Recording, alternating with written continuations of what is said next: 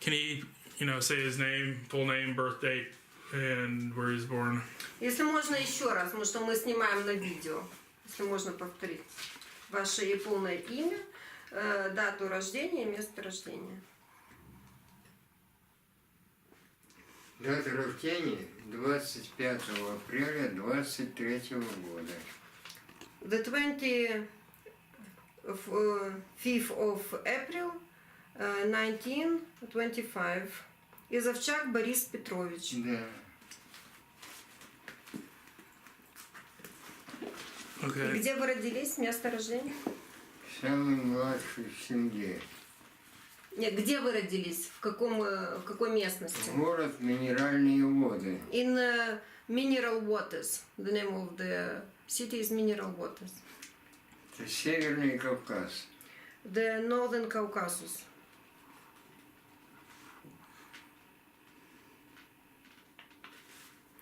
Okay, something's going on with the camera. Okay. Can he describe his first experiences in war? Расскажите о вашем первом опыте в войне. Где вас застала победа? Победа? Ой, где вас застала война? Война. Война в город Горький, теперешний Нижний Новгород. I was in Gorky city, now it's called the Lower Novgorod. Да, Нижний Новгород сейчас. Суровский район, завод номер 112. In Sverdlovsk region, I was at the factory number 12. Вот там я работал. Это огромный завод военный. It was a military factory.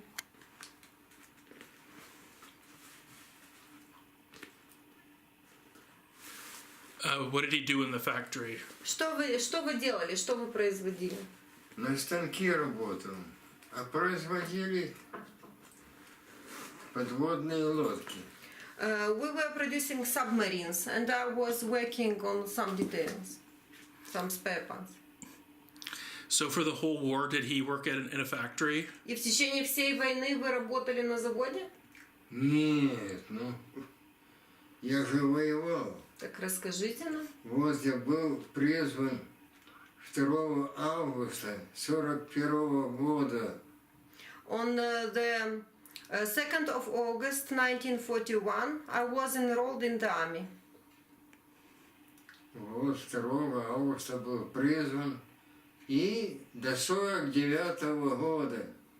Till 1949, I was in the army. Ну, исключая госпитали. Excluding the time spent in hospitals. Так что... Рассказывайте. А? Рассказывайте. А чё?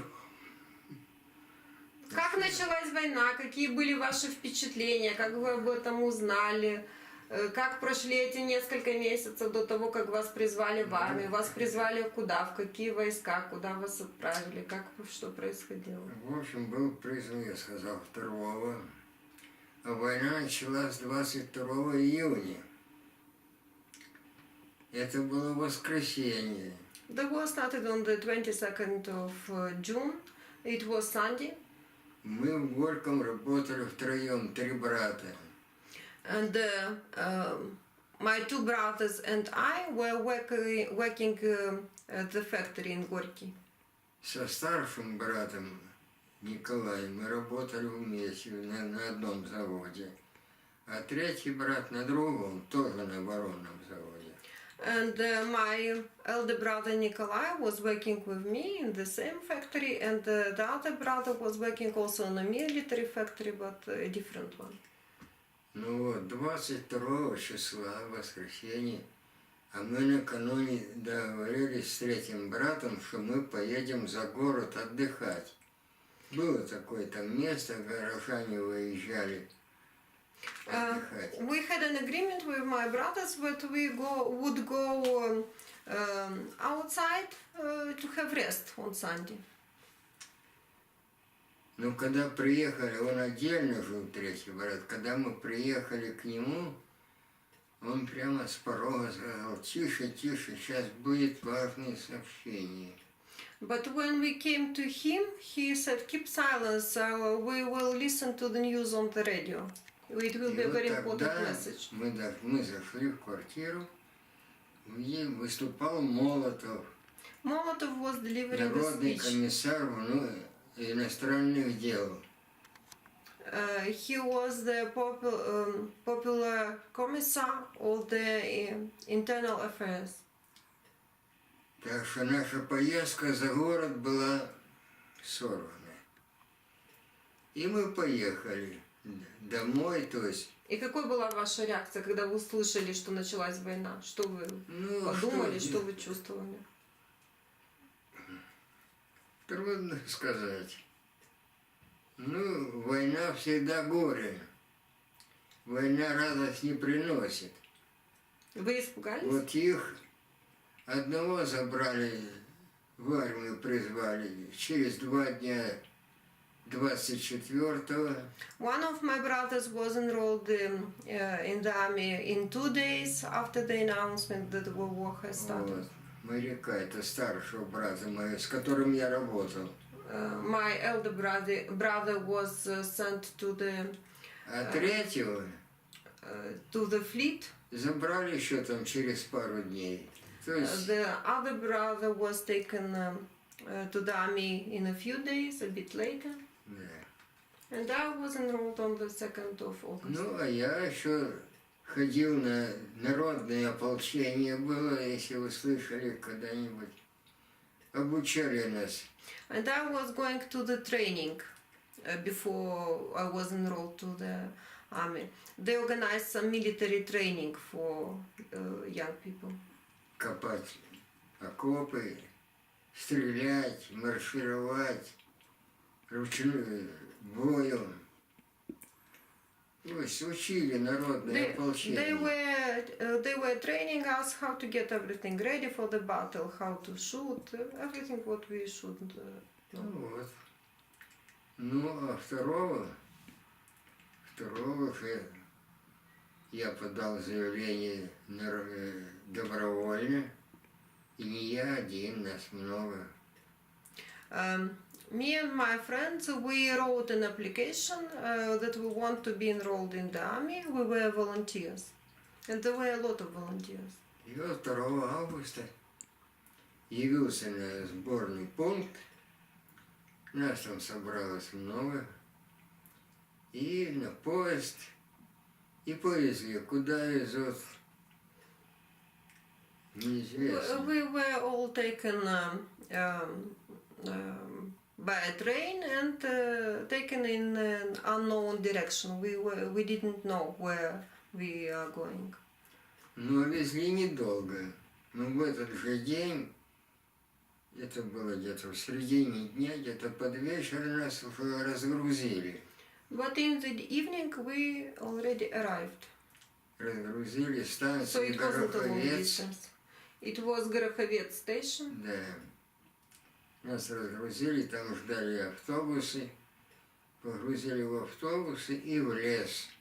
The buses were waiting for us and they took us to the forest. Это военные лагеря. These were military camps in the forest. Вот нас ровно 30 дней, нас там 30 суток нас. Из нас сделали солдат.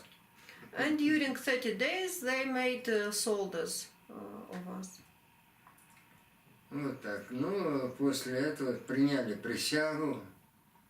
Вот, там были пара учений Then we военных. sworn. Of course, we had military training. After that, we sworn and became real soldiers. И погрузили снова в поезд. И перевезли в город Владимир. And by train, we were taken to the city of Vladimir. Там формировалась часть, в которой мы потом служили. And there we joined a military 15-я unit, танковая бригада. the 15th Tank Brigade. Ну вот. При этой 15-й танковой бригаде формировался батальон, мотострелковый And there батальон. was a battalion, infantry battalion, where I served. Ну, сколько там, недели 2, наверное, там были. Maybe 2 weeks we spent there. А потом снова в поезд и повезли уже на фронт. And 2 weeks later, by train, we were taken directly to the front.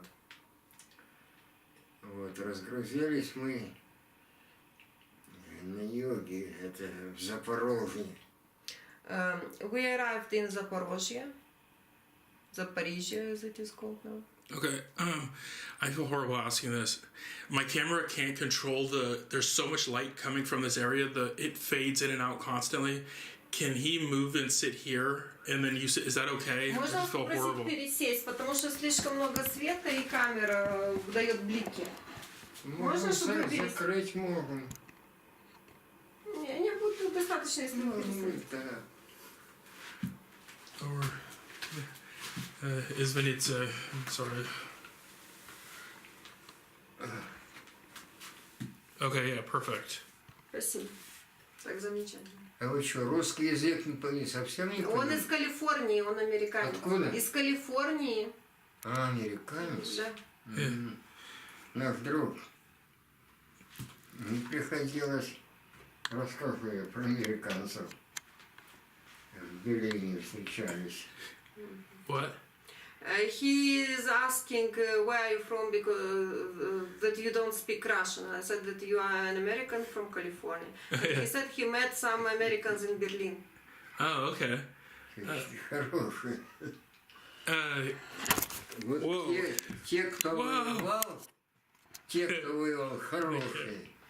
Но их быстро забрали, на родину отправили. There were very И few прислали Americans who were in the army. Молодежь. А молодежь это не люди, это звери были.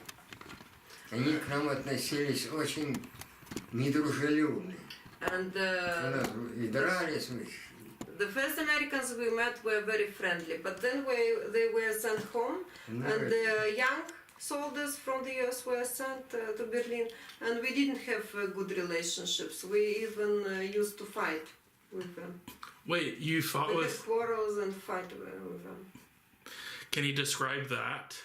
Можете описать это, почему вы с ними дрались? Из-за чего? Из-за чего вы с ними дрались? Не понял. Из-за чего вы дрались? Они просто задавались перед нами. These young Americans were too proud. They just didn't treat us right. They were not friendly. That's why we had conflicts. С фронтовиками мы дружили. Смотрите в камеру, не на меня. А вот с молодежью, ну, мы во время войны пообносились. Обмундирование уже Our устаревшее clothes было. were in a very bad condition, and we didn't look well after so many battles. And they were making fun of us. А они все приехали одеты с иголочки. And these young Americans came from home very fresh, and they looked well. Вот And of так. course they laughed at В us. общем, мы с американцами были в натянутых отношениях.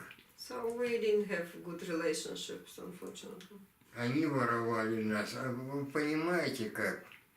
Вот улица идет, бывало так, что на одной стороне американская зона, а на другой советская зона оккупации. И вот так. On one side of the street there was a Russian zone of occupation, on the other side of the street there was an American zone of occupation. И были, что они воровали наших военнослужащих. And they used to kidnap our soldiers. В общем, отношения были натянутые. So we had bad relations. Тогда Wait, they would kidnap the soldiers? А как это они воровали ваших военнослужащих? А? Как они воровали ваших военнослужащих и для чего? ну, шином заходили в закусочный, там, находили способ. Улица-то одна. They found different ways. They could just go to a pub and just pick up someone, or different ways, because we were walking on the same street. Okay, so was it done as like a joke, or was it like a mean thing that they were doing? Это было сделано в шутку, Это они делали в шутку или просто вот... Не уж никакую, какую шутку. No, not just... Это не шутка. not as a joke. No. What did they? Американцы для того, чтобы им попасть из своей зоны оккупации в Берлин, в свой сектор, они должны были перелетать через нашу зону, через советскую, что другого выхода не было. Они грузы возили на самолетах. To get to the American zone of occupation in Berlin, from the center of the city, they had to cross our zone of occupation. And even the products they had to bring to the zone by aircraft. И вот там каждый день летала лодка, летающая лодка. Это огромный самолет, вот, который возил там. Ну, что они там везут, это им известно.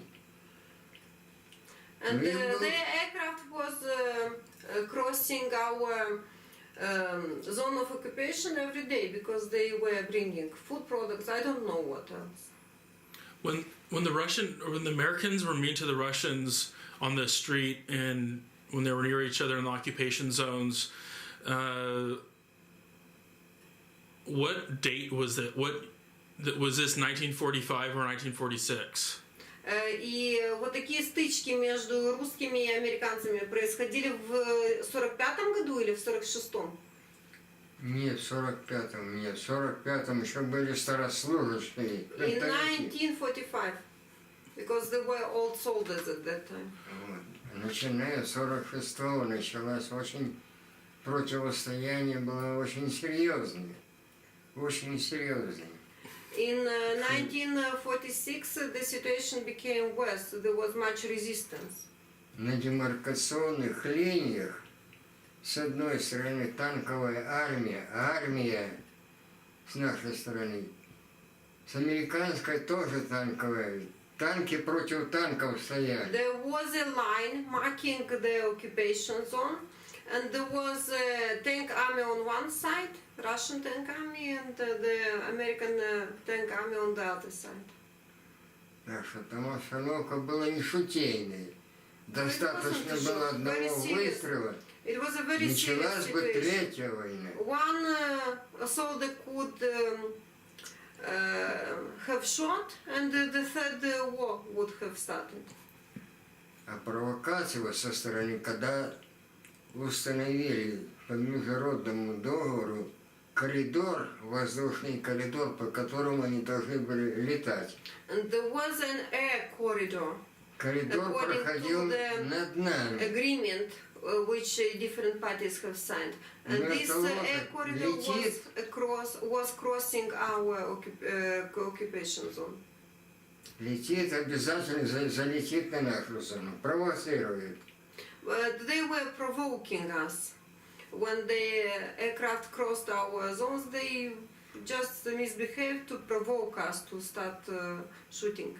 А у нас самолеты стояли в готовности один, истребители. And our aircrafts were ready to start shooting anytime. Так что We had destroyers, not just simple aircrafts, but destroyers. Это называлось холодная война. It was a cold war. Yeah. Сложно, очень сложно. It was a very difficult time. So were the soldiers that were in the Soviet soldiers in Germany in their occupied part, were they were extra stressed because of their actions could trigger the Third World War? И у вас это, имеется в виду солдат, которые находились в этой оккупационной зоне, у вас это вызывало напряжение, да, стресс был для вас? То есть вы переживали из-за того, что в любой момент... Ну, конечно, были все в напряжении. Of course, it was very stressful for everyone. Каждую минуту может потребовать поступить сигнал тревоги. Any moment the alarm may start... И все. May start the signal and the third war may start. Но слава Богу, как говорится, обошлось. But thanks to God, there was no Вот с тех пор third war. с Соединенными Штатами у нас натянутые отношения. But since Там that time on, переговоры they ведут, have то другое. Но вот very сейчас difficult relations with the тоже US. сейчас приехал президент на встречу с Путиным в Хельсинки. Что Even они now, там? the president of Russia met the president of the US in Helsinki, and we don't know why there was a disagreement. К чему они приведут эти разговоры? What Ну, What would the result of the negotiations be? вы понимаете, Россия обложена американскими базами со всех сторон. There are a lot of American military bases around Russia. Зачем? Сейчас они. Они и здесь, в Молдове есть. Even in Moldova there are US На military Украине bases. есть. In Я не Ukraine говорю уже за Европу. and in other European countries. Польша, Германия. In Poland, Мы Germany. свои войска вывели из Германии. Американцы не вывели. Russia has taken Зачем? Почему? the army from Berlin. Americans not. Why? Вот такие дела. В общем, обстановке, мы живем сейчас в обстановке очень напряженной. So we are living in difficult times. Все very зависит stressful. от того, как главы государств Everything depends поведут on разговор. what the presidents decide, how they negotiate everything. I'm sorry about the Americans that were mean to him. Я очень сожалею о том, что американцы плохо с вами обращались. А? Он говорит, я очень сожалею о том, что американцы плохо с вами обращались. Ну, что значит плохо? С нами они не обращались плохо. Мы с ними не контактировались. We had no direct Воевали contact. вместе, а после войны врагами стали. We were fighting together during the war, but after the war we became enemies. And I'm sad that that happened. Я очень сожалею об этом. And the fact that the uniforms were torn up or dirty because you were in so many battles, I understand that's, like a mark of honor. And the American soldiers, to make fun of that was very low of, it was very like a low, childish, not like an honorable thing at all to do. So. То, что ваши формы были изношены и были в плохом состоянии после стольких сражений, это понятно, потому что вы воевали на войне. И то, что молодые американские солдаты над вами смеялись, это было очень низко с их стороны, Да. это было ребячество. Это обижало нас. Это ребячество. Yes, they hurt us by making fun of us. They hurt them? They hurt us because of making fun of us. Yeah, that's terrible. That's horrible. С одной стороны, американцы нам материально помогали во время войны. И вооружением. We got some material aid from Americans during the war. Their И arms. питанием. И Англия помогала. England also helped us. Тем более, что обидно, потом-то стали врагами. Зачем и почему? That's why I'm Мне very это как happy рядовому солдату that after не that понять help ни за that что. we received from Americans during the war, we became enemies. I cannot understand that. Yeah, I think it was a political. It was really political. It was what the American type of capitalist government and communist. That's really what it boiled down Были to. политические мотивы, потому что здесь была коммунистическая партия, коммунистическое руководство, там капиталистическое руководство, разные идеологии. Yeah, so in the spheres of influence, all that И, stuff. конечно, все пытались свою зону влияния иметь. My great uncle was in the American Army, and his name was Kenny Jensen. Мой дедушка служил в американской армии, и его звали Кен Дженсен. And he fought into Germany. Was he in the army? Yeah. Did he take part in the war? Yeah, he was. He just passed away like 3 months ago. He was like 94, and he was infantry, and he fought in France, I believe, and into Germany. Он был в стрелковой дивизии, и он умер 3 года назад в возрасте 94 лет. И он тоже дошел до Берлина. Так, а где он здесь на войне участвовал? Нет, в России. But in Russia he didn't take part in the battles. Well, no, he was in the American army, so he fought in France and Germany. Нет, в Германии и во Франции он служил. Если в 93 умер, то он моложе меня. 94. 94, на год моложе, 24-го года.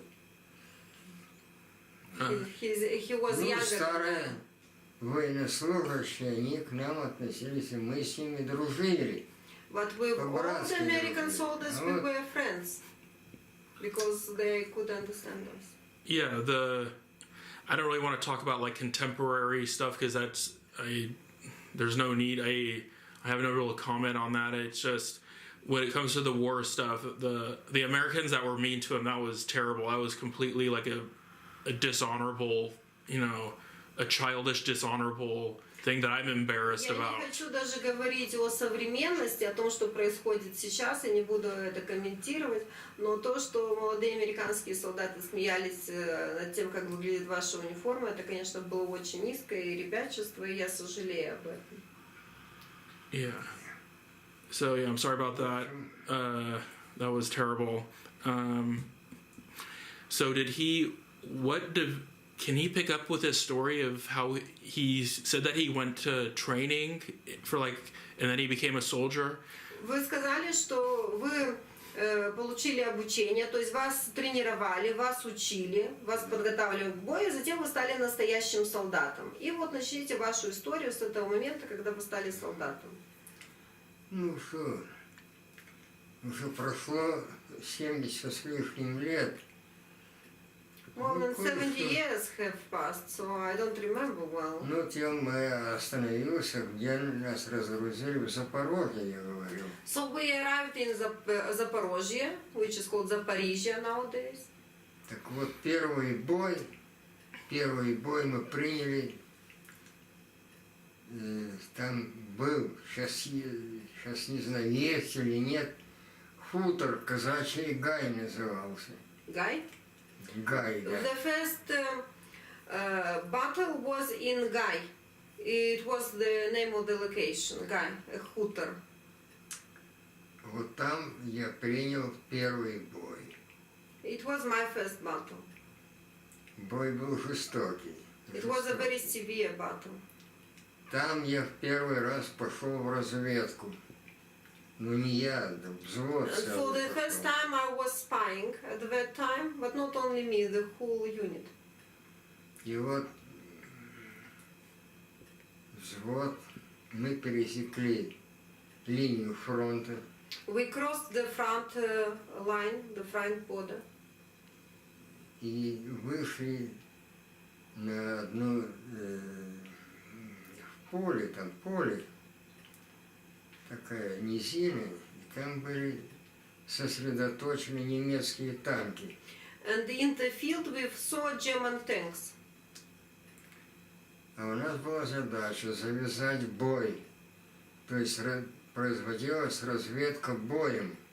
And our task was to start a battle with them.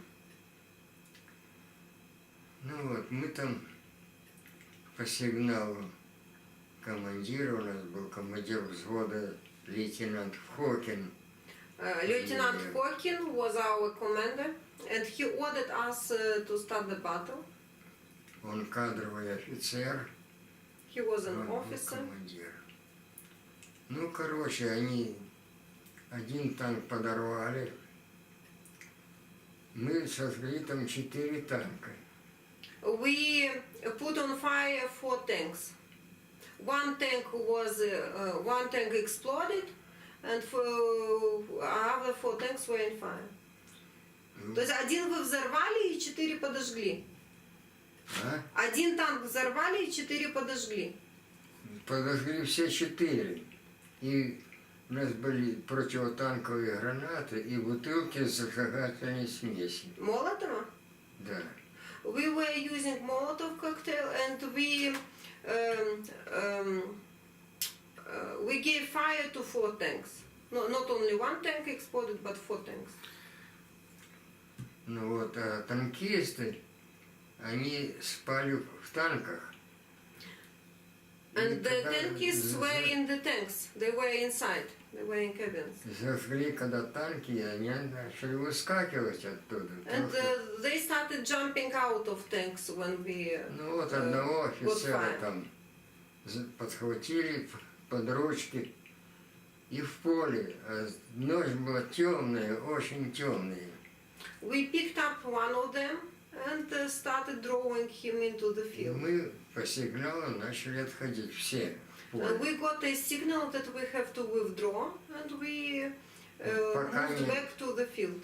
Немцы пока очухались, мы уже были When the далеко. Germans woke up and understood what has happened, Ну, we 4 were танка already горят, in the field, back with our military unit. And therefore tanks were on fire.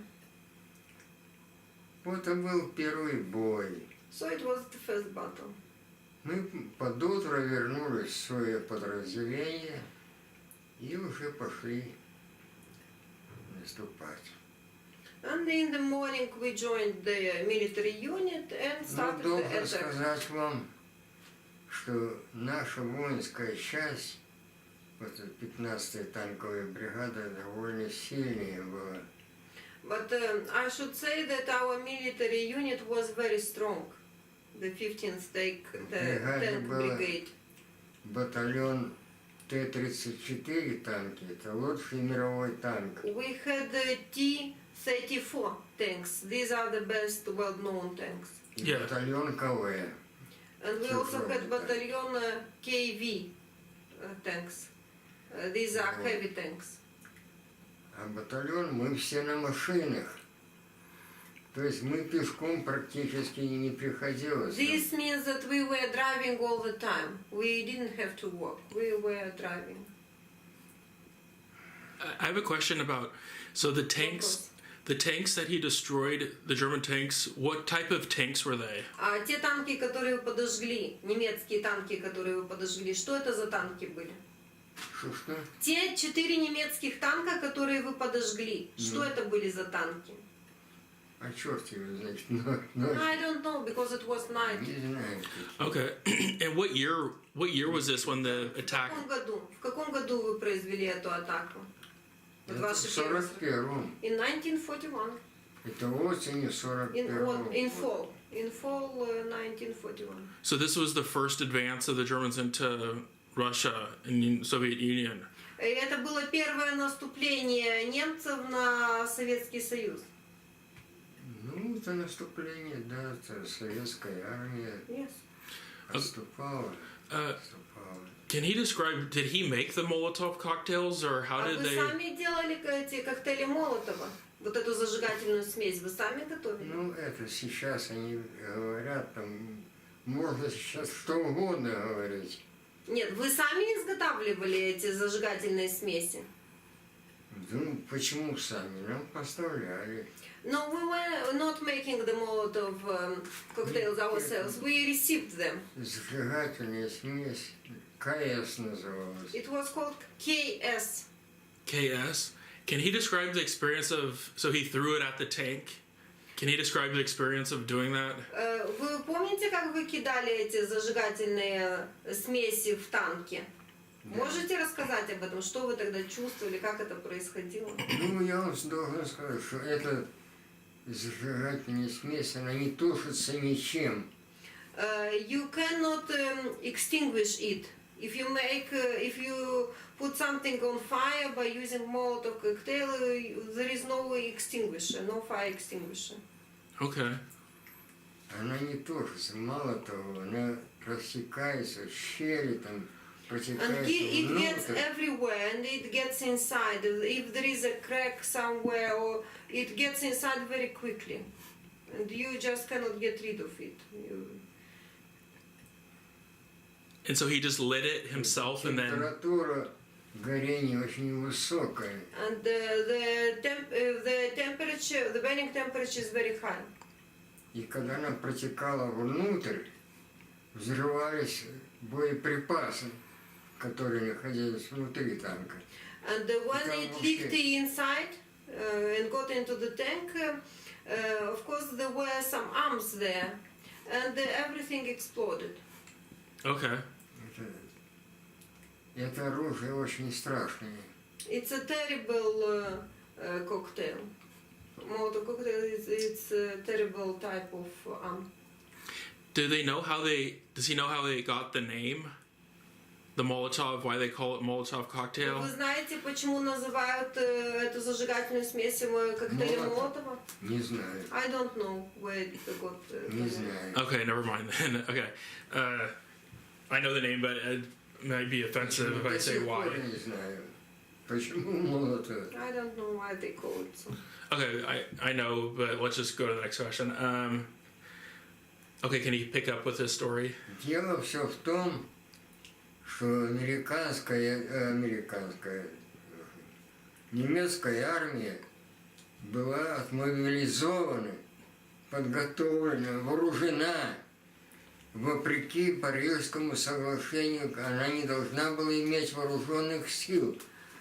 According to the Paris agreement, Germany should have had no army at all, but they had a very well trained and equipped and armed army, and it was in contradiction with the international agreement they signed in Paris. Ну, а Красная армия, она только начала перевооружаться. Еще со времен гражданской войны старое вооружение было, новое поступало, но его было мало. And in the Red Army there was old equipment which remained from the First World War, and the Red Army just started receiving new military equipment, but it was very little. Поэтому с нашей стороны были предприняты системы вооружения разные, лишь бы остановить врага. That's why we had to use any possibilities, any arms, anything we could think of just to stop the enemy. Ну вот, нас часто использовали для поддержки соседних подразделений, частей. Поэтому бросали с участка на участок. They often used our military union to support other military units. So that's why we had to switch from one location to another location very often. Потому что пехота, чисто пехота, есть пехота, все. Все на тебе. Infantrymen always have to be the heaviest way. We had to do the most difficult part of the job. А мы, бывало, днем, утром окопались, днем стоим в обороне. Отбили атаку, одну, вторую, третью там. А потом в ночь нам дают команду перебраться на другой участок, там было плохо, там затыкали дыры. For example, we had to fight all day, and we could defeat several attacks. And in the evening or at night, we were sent to another location because the situation was very bad there. Ну это я вам рассказываю все начало войны, 41 год. But it is all about the beginning of the war. Потом уже вооружение поступало, новое вооружение. But then we got, with time we got better military equipment. И артиллерийские системы, Артиллерийские «Катюша». Систем, «Катюша». Слышал за «Катюшу». Вот.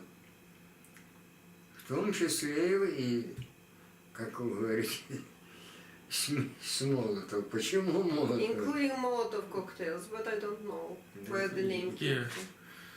So was he in the infantry through the whole war? И вы служили в стрелковой бригаде всю войну? А? Вы служили в пехоте всю войну? Ну, исключая госпиталей. Yes, excluding the time I spent in hospital. Я 6 месяцев лежал в госпиталях, не в одном, в 4. For 6 months I had to stay in hospitals, in different hospitals. Имею 3 ранения. I had 3 wounds. Okay. And then where was he born again? Где вы родились? Можете еще раз назвать? Где родился? Да. Минеральные воды. Минеральные воды, mineral water. But where is that? Это в каком регионе? Ставрополье. Ставрополье. Okay. Северный Кавказ. The Northern Caucasus. Okay. All right. So in 1942, can you describe what he went through? А In можете 1942? рассказать о том, что происходило в 42 году? Что? Что происходило в 42 году? В 42-м? Да. Ну, в 42-м году я в начале года, в марте, 4 марта получил тяжелое ранение. On the 4th of March I was wounded, and it was a very serious wound. И все, я с передним краем покончил. And for me, the front it was over. Everything related to the front was over for some months because I had to stay in hospital. Ну вот. Поскольку в 4 госпиталях был. Последний госпиталь город Томск, это Сибирь. The 4th hospital was in Tomsk, in Okay. Siberia. Yeah. So I had to spend 6 months in. Вот там я пролежал. Там была комиссия, меня отпустили домой. Then there was a medical committee, and they have decided I had to go home. So I was released from that. На 6 месяцев меня отпустили For домой 6 тогда months. на лабораторное лечение. Ну, перевязывали. For treatment, to get treatment at home. Because I Вот needed до bandage, 43-го everyday года. bandage. В 43-м году меня снова призвали. In 1943 I was enrolled in the army again. С палкой был, но призвали. I was using my stick. Вот тут уже I had to use the stick, but nevertheless I was enrolled. Okay. да, окей. Привезли нас в Горький, в Горьком приехали We arrived in Gorky city. покупатели, нас отобрали там, повезли в Москву. We were Yes, selected and taken to Moscow.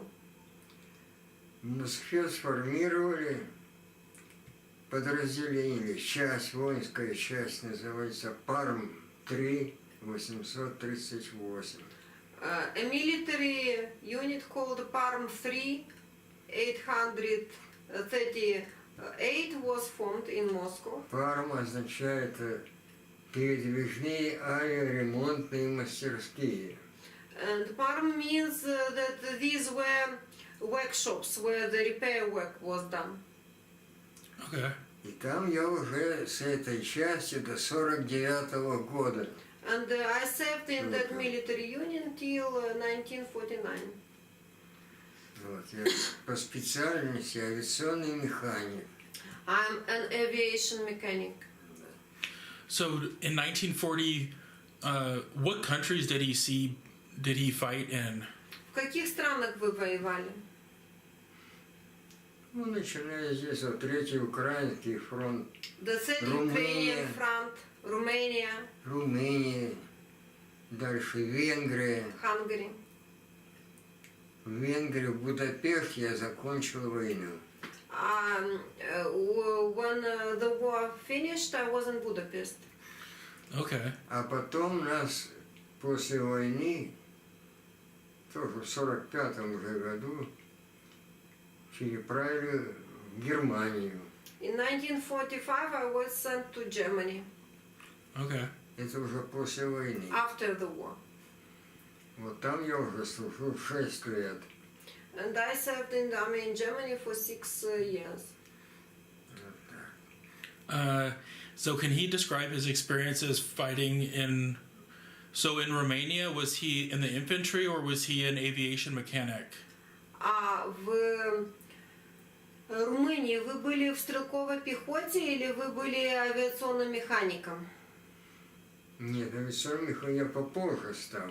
No, I became aviation mechanic later. But at that time I was an infantryman. Мотористом, там, старшим мотористом, постепенно. Румыны, когда перешли мы уже границу здесь, When we crossed the border with румыны Romania, сдавались полками, дивизиями. Romanians were just Surrendering? surrendering without any opposition, without any resistance. And the huge troops of Romanians were just surrendering.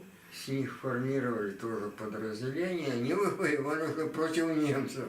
And then they were enrolled in our army, and they Это продажные шкуры. They had to fight against Germans.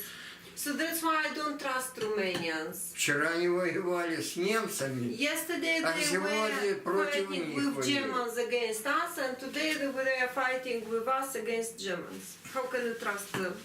Yeah, there was some talk of that they weren't... it was very, how can they be, what are their true intentions, or, it's like a weakness. Это слабость их характера. Какие были настоящие их намерения, никто не знает. Actually, I have family members that were, because on my father's side we have, all my family on my father's side is from Iași, Romania, and we have Moldova. My great aunt's from Moldova, but we have that side of the family is. Мой отец из Румынии, у нас есть родственники из Молдовы. But our family is Jewish from that Romania.